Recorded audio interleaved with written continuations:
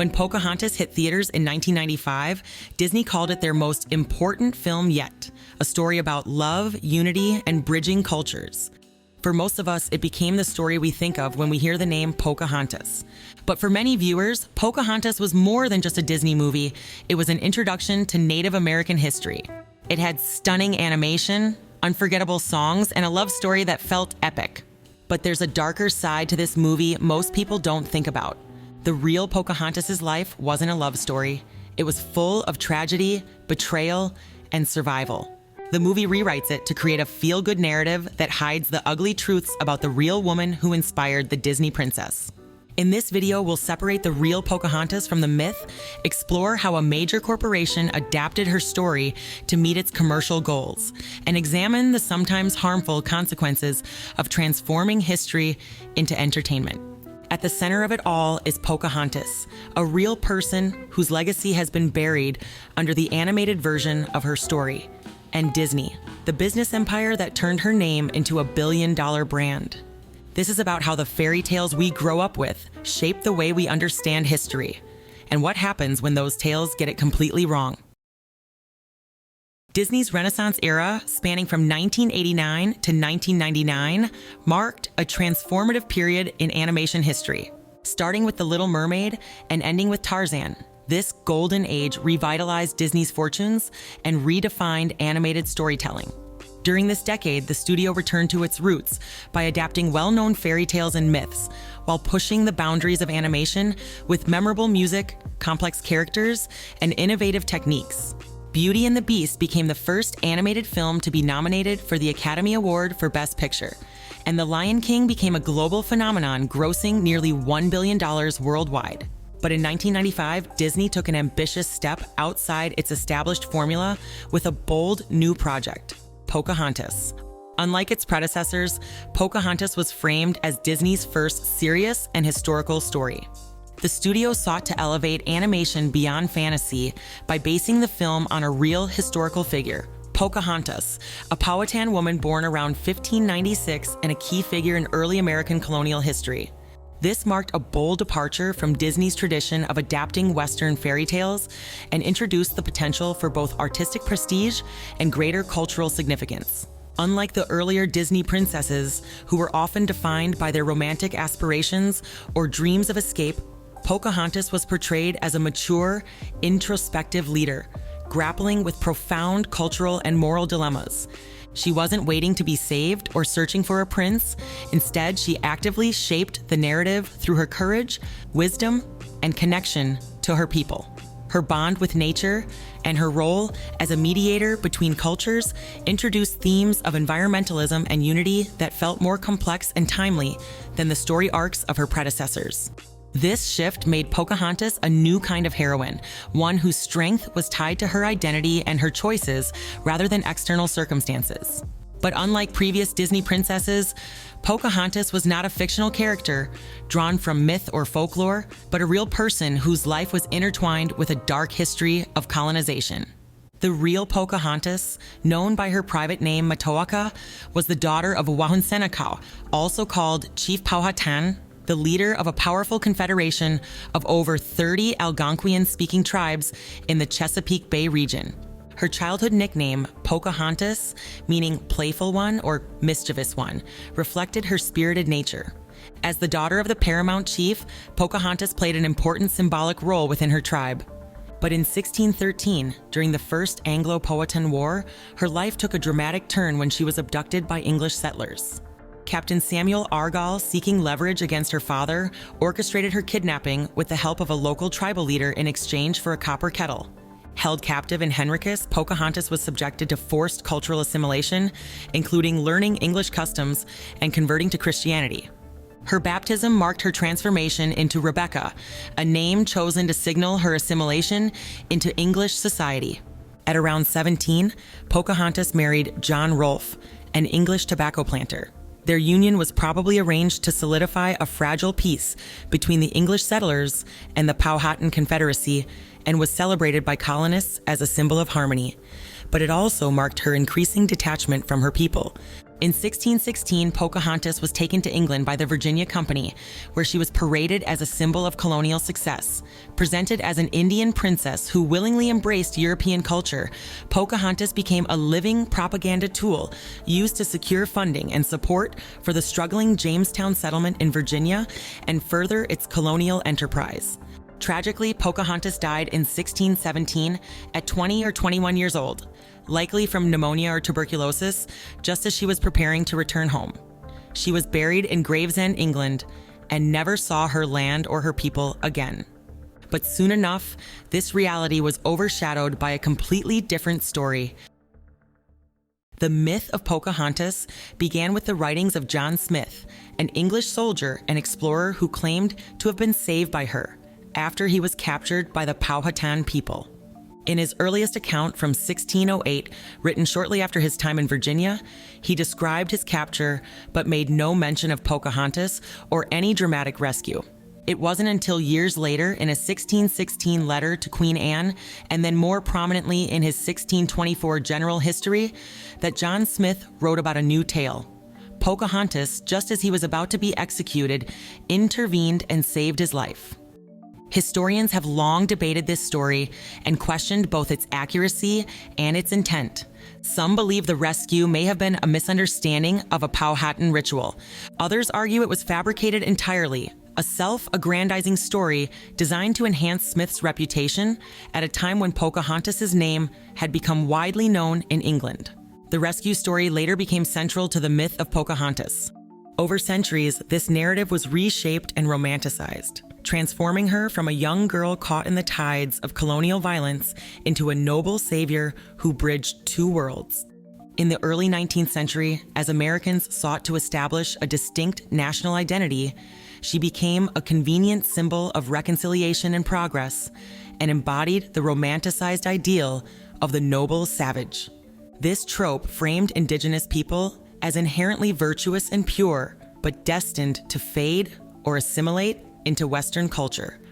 Pocahontas was transformed into a metaphor representing both the promise of the New World and the supposed harmony that could be achieved through the subjugation of its original inhabitants. John Gadsby Chapman's 1840 painting, The Baptism of Pocahontas, commissioned for the U.S. Capitol Rotunda, exemplifies this idea in a way that reveals its political and cultural importance. The painting reimagines Pocahontas as a light-skinned, European-looking figure, with her conversion to Christianity depicted as a pivotal moment of acceptance of Western civilization. This visual erasure of her indigenous identity serves multiple purposes. It romanticizes colonization, legitimizes the seizure of native lands, and portrays the assimilation of indigenous peoples into European culture as both inevitable and desirable. The U.S. Capitol Rotunda is a symbolic space intended to represent the ideals and identity of the United States.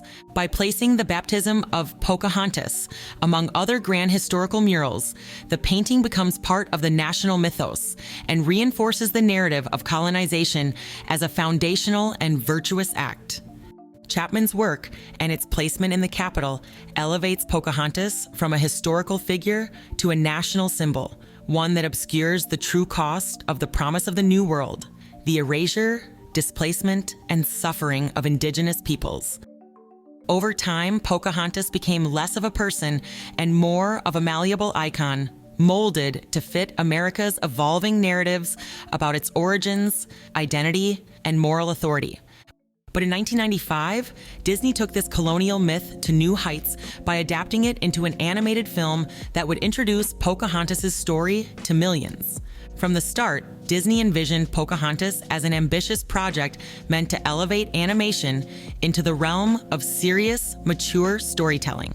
Jeffrey Katzenberg, who was chairman of Walt Disney Studios at the time, positioned the film as Disney's most prestigious undertaking to date and expected it to win critical acclaim and major awards, including the Academy Awards. Within the studio, this sense of importance was palpable. Many top animators chose to work on Pocahontas over The Lion King because they saw it as the more artistically significant project.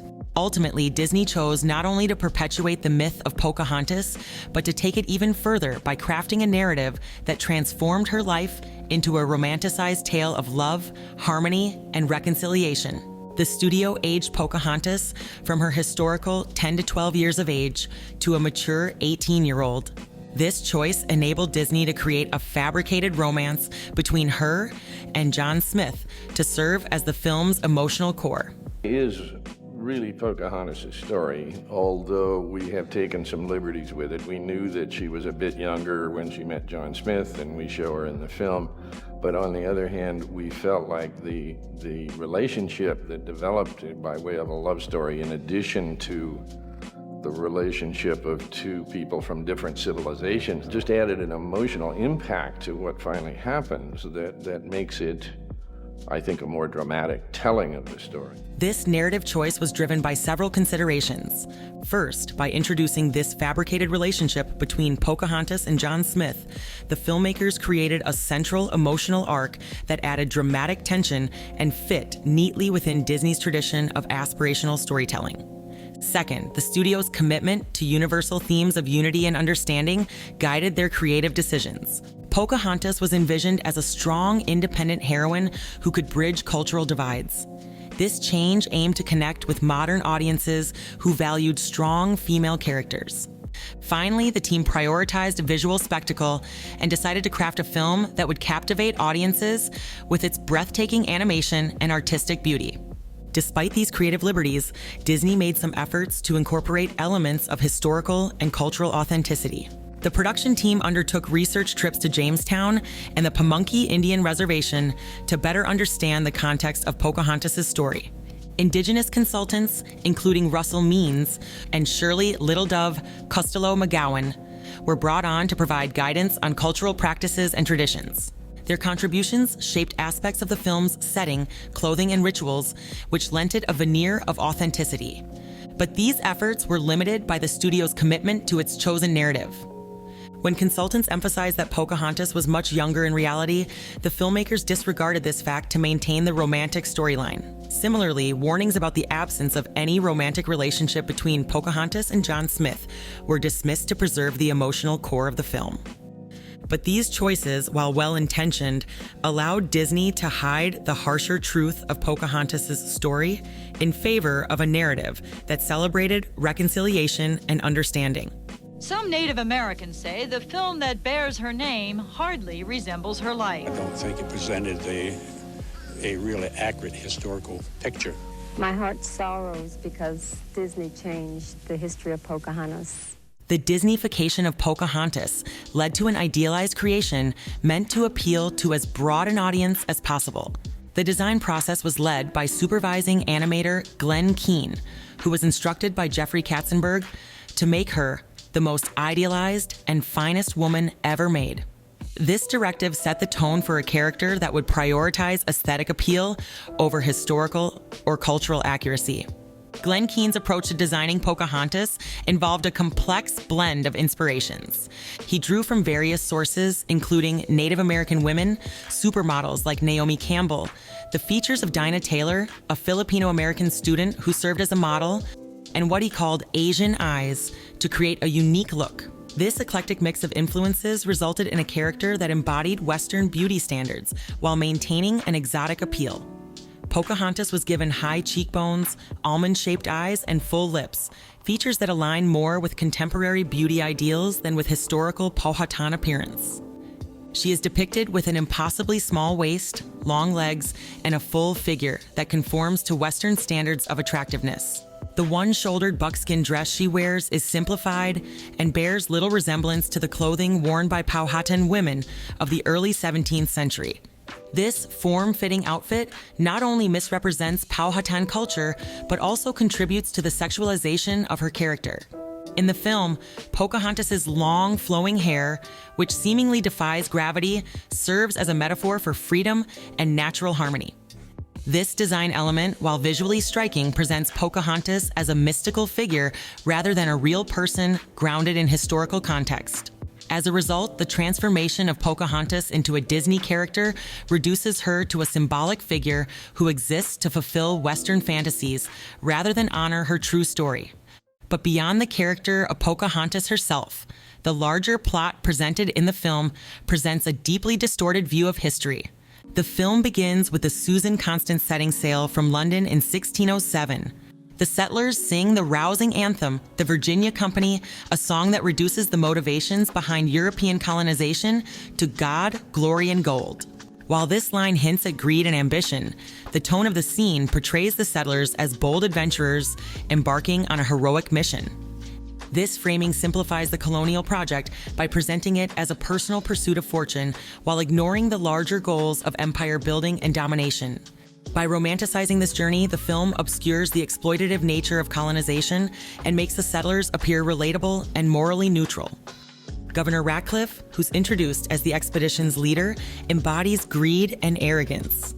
I'll need those witless peasants to dig up my gold, won't I? His character is meant to simplify colonial exploitation by centralizing its evils in one cartoonish villain.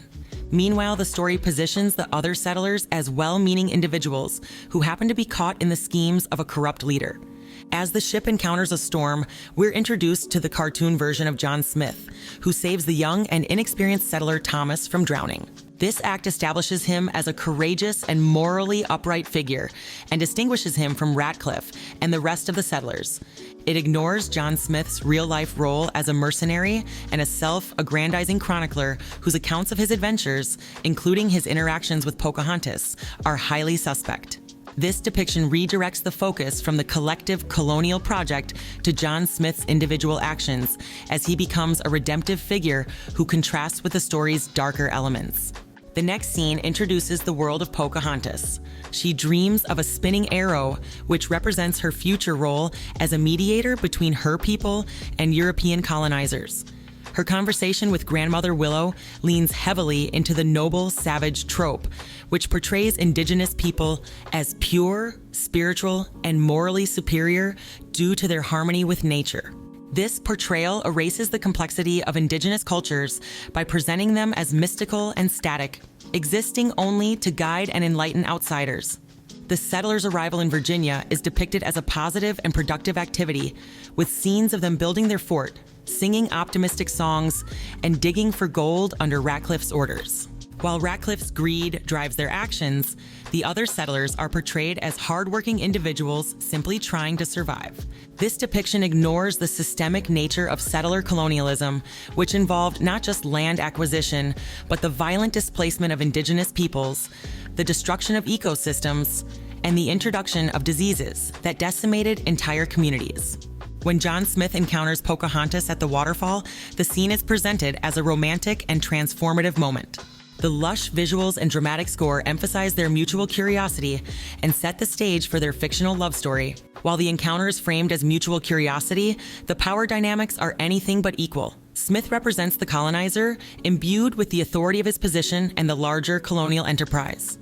His male gaze does not merely observe, it asserts ownership, claiming both Pocahontas and the land as part of his world to explore and understand. As the story progresses, Pocahontas and John Smith bond over shared experiences. Through a montage, she introduces him to her world. This sequence further downplays the reality of colonization by presenting the so-called New World as an idyllic paradise, a virgin territory waiting to be discovered by Europeans. Later, Governor Ratcliffe, consumed by his obsessive quest for gold, orders the settlers to expand their efforts, which intensifies hostilities with the Powhatan tribe. The turning point comes when Kokum, a Powhatan warrior and Pocahontas' intended husband, discovers her meeting with John Smith. His reaction to finding Pocahontas with John Smith is framed as irrationally aggressive, which reinforces harmful stereotypes of indigenous men as overly protective and prone to violence. Thomas, a young and inexperienced settler, eventually shoots and kills Kokum. By framing the violence as the result of a misunderstanding, the film obscures the inherent power dynamics of colonialism and reduces systemic oppression to isolated incidents of miscommunication and fear. In response to the incident, the chief orders John Smith's capture and sentences him to execution. The story focuses on John Smith's captivity and suffering, and encourages the audience to sympathize with him and his supposed innocence while sidelining the indigenous perspective. These events set the stage for the film's climax, where Pocahontas intervenes to save his life. Her dramatic decision to defy her father and throw herself in front of him is portrayed as an act of unparalleled bravery and self-sacrifice. This moment, loosely inspired by the real John Smith's dubious accounts of his own capture, reframes the broader conflict as a misunderstanding that can be resolved through personal bravery. Pocahontas' act of defiance is framed as the ultimate solution to systemic violence, which places the burden of reconciliation squarely on her shoulders. This climax reinforces the narrative of the noble savior, which positions Pocahontas as a figure whose role is to educate and redeem both her people and the settlers. By the film's conclusion, John Smith departs for England, and Pocahontas chooses to stay behind with her people. This bittersweet ending emphasizes the strength of their love, but ignores the ongoing impact of colonization on the Powhatan people, leaving viewers with an incomplete understanding of history. But this transformation of Pocahontas' story is precisely what enabled Disney to turn colonial propaganda into a billion-dollar brand. Have you ever heard the wolf cry to the blue corn? This summer, Burger King celebrates Disney's Pocahontas. So now, only at Burger King, a Pocahontas hamburger kids meal is just $1.99. Disney's marketing campaign for Pocahontas was unprecedented in its scale. The studio spent an estimated $125 million on cross-promotional efforts to flood the market with Pocahontas-themed products. Burger King distributed nearly 55 million toy replicas of the film's characters with kids' meals, while Payless Shoes sold a line of moccasins inspired by the movie. Mattel introduced a Pocahontas doll styled like a Barbie, and Nestlé released ice cream cups featuring scenes from the film. These efforts not only made the film a cultural phenomenon, but also transformed Pocahontas into an omnipresent figure in everyday life, especially for children. By 1996, the film had generated over $1 billion in revenues on an $80 million investment. Pocahontas' inclusion in the Disney Princess franchise marked another significant step in her commodification. As part of this multi-billion-dollar enterprise, Pocahontas' image was standardized and marketed alongside fictional characters like Cinderella, Ariel, and Belle.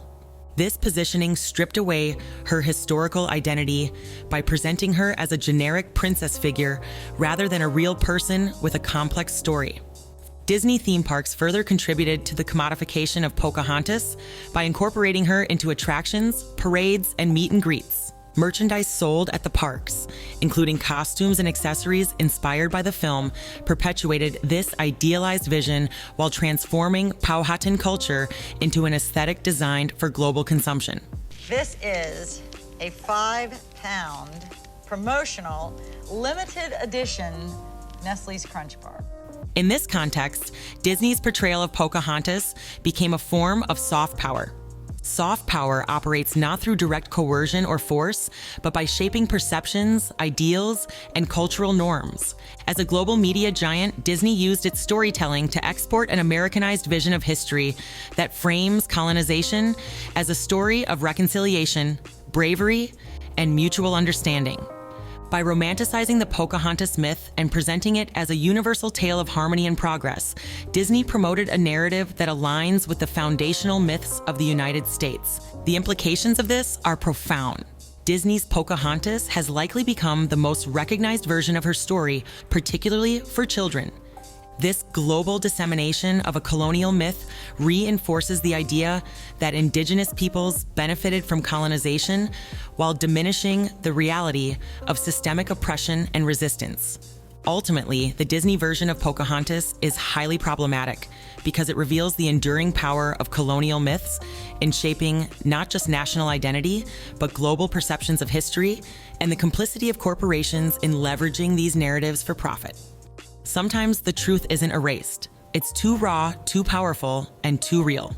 Watch this next video to discover why Angela Bassett's groundbreaking portrayal of Tina Turner left an indelible mark on cinema.